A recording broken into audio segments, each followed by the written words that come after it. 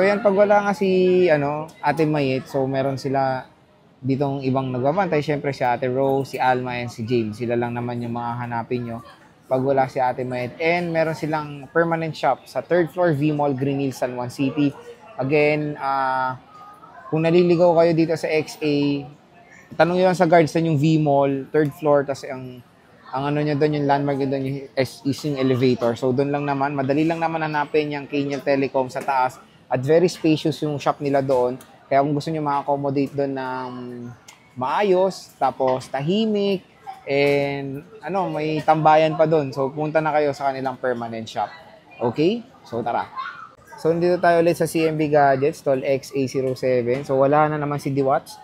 Pero nandyan si Ate Rose, si Alma, and si James. So, sila lang naman ang nandito sa CMB Gadgets. Again, ito na, pinalatag na natin kay Ate Rose ang ating topic for today. Pero meron silang mga iba't ibang units dito like, ito, mga 16 series, 15, meron tayong 14, 12, 13, 12 Pro, and of course, ito yung mga budget nila, 11, 10R, iPhone 8, 11 Pro, 11 Pro Max, ang mga pre-love na iPads, and meron silang mga brand new dito as well.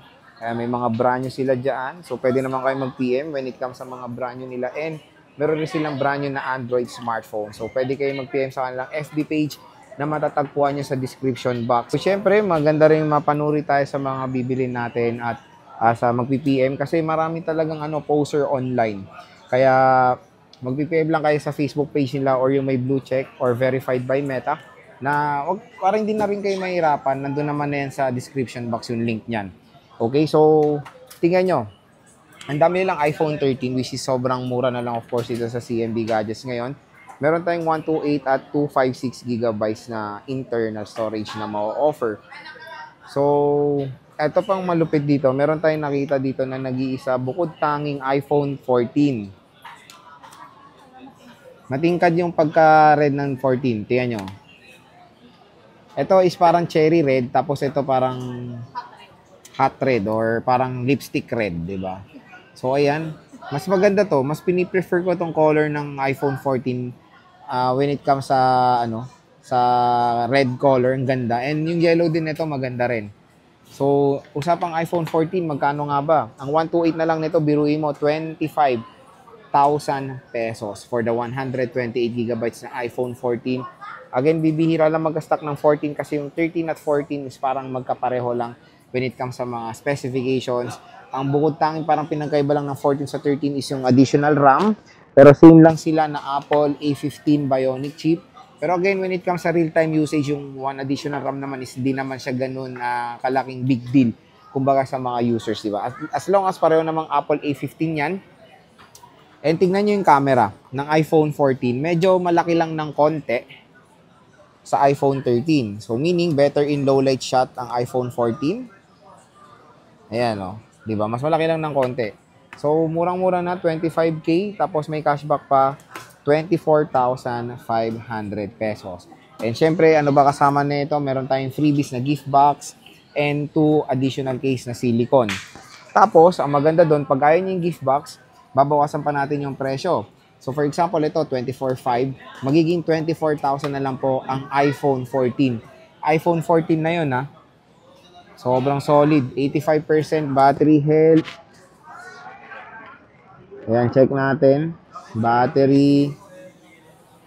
85. Nag-iisa lang to. At kasama rin kayo sa kanilang on-the-spot raffle. So, meron kayong chance sa manalo ng Android smartphone, smartwatch, AirPods, charger, at cash prizes. So, start tayo sa iPhone 13. iPhone 13 nila na 120 GB. Konti lang ang difference sa iPhone 14. 21,000 pesos with cashback pa. So, 20,500 pesos. Pag kaya nyo yung gift box, 20,000 pesos sagad. Again, mga ka-J-Vlog, pag hindi nyo kinuha yung gift box, hindi naman totally wala kayong makukuha. Meron pa rin kayong case, charger, at tempered glass. Okay, so ito yung iPhone 13 nila na 128. Check natin. Ayan, 128 GB. Meron tayong 83. Kung meron kayong interest unit, pwede nyo screenshot at PM na yung rekta yung kanilang shop. So, 84% battery health. Meron tayo ditong 80%. Ito, may 100 pa sila. So, pwede nyo to pa 3U tools naman. Palit na yung battery. So, again, dito kay Ate Mayet, sinasabi naman nila, like this one, the 100% battery is palit battery na to. Pero again, hindi naman meaning palit battery is pangit na siya or red flag. As long as yung battery na pinalit is maganda, okay yung quality, and of course, maayos yung pagkakabit, okay rin naman yan. Ilang beses na rin ako nagpapalit ng battery sa device ko, still working properly naman siya. And dito sa CMB Gadgets, lahat naman ng mga units nila, na mga napalitan na battery, is binebenta rin nila to with pristine condition. Siyempre, kailangan nila ibenta ng ganun dahil sa kanila naman babalik yan, di ba, kapag may problem. So, kaya doon natin mapapatunayan na yung binibenta sa CMB is maganda kasi syempre iniingatan din nila to or talagang tinitingnan nila talaga ng mabuti kasi ayaw rin nilang bumalik sa kanila yung units. Ayaw rin naman sa kanila bumalik yung units, diba? So, ayan. Color pink. Meron tayong red. Puro 128 to ha. Meron tayong pink. Sa 256 na iPhone 13, meron tayong presyo na 22,500, less cashback, 22K.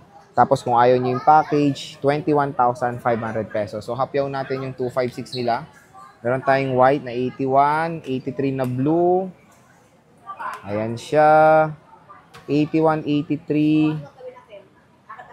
Ayan, may kinis. Meron tayong pink. Maganda naman yung pink para meron kayong mapusuan ditong unit sa CMB Gadgets. Ayan, meron tayong color pink dyan. Ayan, no. Maganda rin yung unit sila dito. Black. Pakita natin yung black. Pakita natin yung black.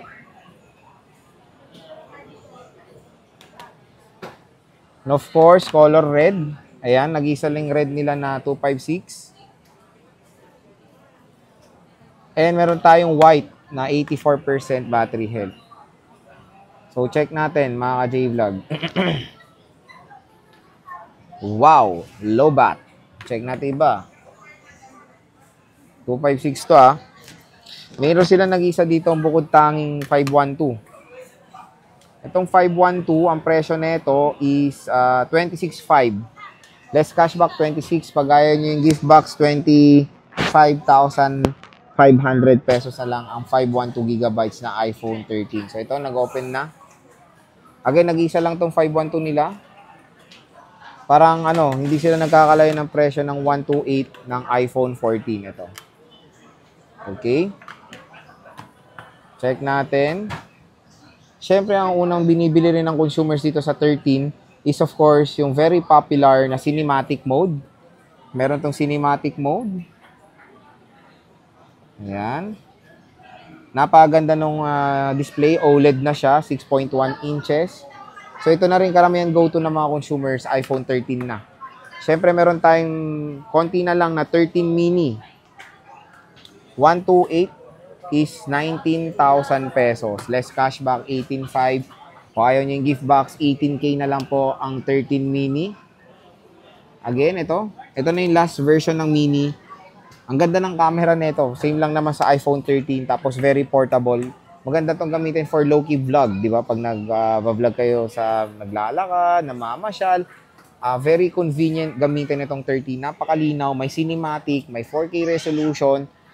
Syempre, battery lang. Kaya pag bibili nyo to, always manage your expectation while buying this smartphone is mabilis talaga silang malubat itong 13 mini kasi maliit lang naman ang battery capacity. So yun mga ka-J-Vlog, yung ating stock update ng iPhones dito sa CMB Gadgets, Tol XA07. Again, kung meron kayong mga interest units dito, pwede kayong mag-PM sa kanilang Facebook page. Nasa description box lang naman yung link na yan. Sabihin nyo lang of course na panood nyo sa vlog. Matic yan, bibigyan pa kayong discount ng shop na to.